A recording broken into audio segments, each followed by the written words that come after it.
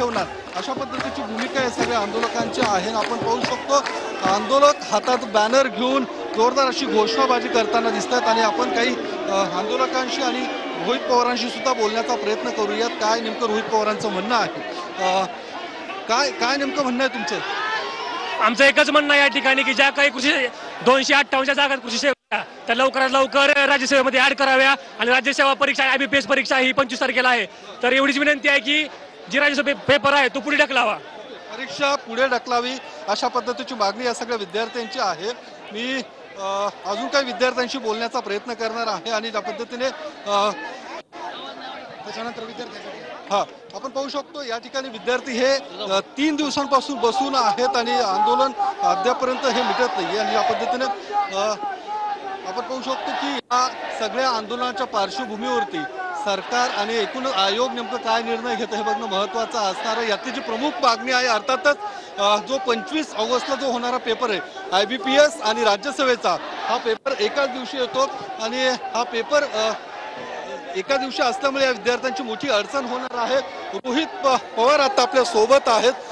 दादा काय सांगणार, तुम्ही या आंदोलनामध्ये सकाळपासून काल रात्री सुद्धा तुम्ही होतात आणि ज्या पद्धतीने आंदोलनाला पाठिंबा देतात आयोग अद्यापर्यंत निर्णय हे आता घ्यावा, कारण का हा आकडा जो आहे 30,000वर गेलेला आहे।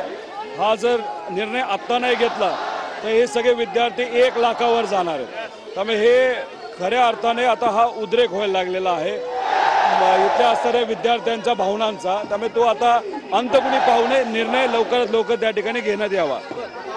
विषय असा समजतो की परीक्षा पुढे ढकलण्याचा विचार आयोग करताना दिसतोय। जो 25 तारखेला होणारा पेपर आहे तो पुढे ढकलण्याचा विचार हा करायलाच नको। आता ते तुम्हाला ढकलावंच लागेल, पण ढकलत असताना सुद्धा कुठेतरी जो काही वेळ असेल त्याचाही विचार करावा। खूप जास्त पण नको आणि खूप जवळ पण नको, योग्य असा वेळ बघून तिथं त्यांनी ते पुढे ढकलावं आणि तसंच कृषी सेवाला सुद्धा त्याच्यामध्ये समाविष्ट व्हावं आणि क आणि ब ह्या ज्या भरत्या अनेक दिवसापासून झाले नाहीत, वर्षांपासून झाले नाहीत, त्या भरण्यासाठी काहीतरी संकेत सरकारकडे येणे जरुरी आहे।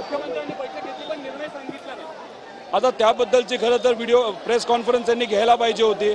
कर्नाटकाचे मुख्यमंत्री प्रेस कॉन्फरन्स घेऊन सहजपणे त्या ठिकाणी सांगतात, मग आपल्या महाराष्ट्राचे मुख्यमंत्री का नाही सांगू शकत? आता उपमुख्यमंत्री पण तिथं बैठकीला होते, तिघांनी एकत्रित येऊन जाहीर करून जायचं की आम्ही विद्यार्थ्यांबरोबर आहोत, युवांबरोबर आहोत। हे तुम्ही जे करणार नसाल हे कितपत योग्य आहे? आता आयोगाने तरी प्रेस कॉन्फरन्स घेऊन आता जाहीर करावं की हे आता आम्ही ठरवलं आहे।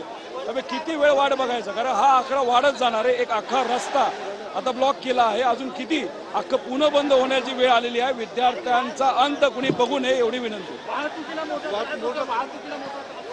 आता यांच्या जीवनाला, यांच्या कुटुंबाला, ज्या भागातून ते येत आहेत, यांच्या त्रासाला तुम्ही गेले 6 महिने दुर्लक्ष केलं। आता मग त्यांना 6 महिने झालेला त्रास आणि इथं वाहतुकीला 2 तासाचा त्रास, याच्यामध्ये खूप मोठा फरक आहे।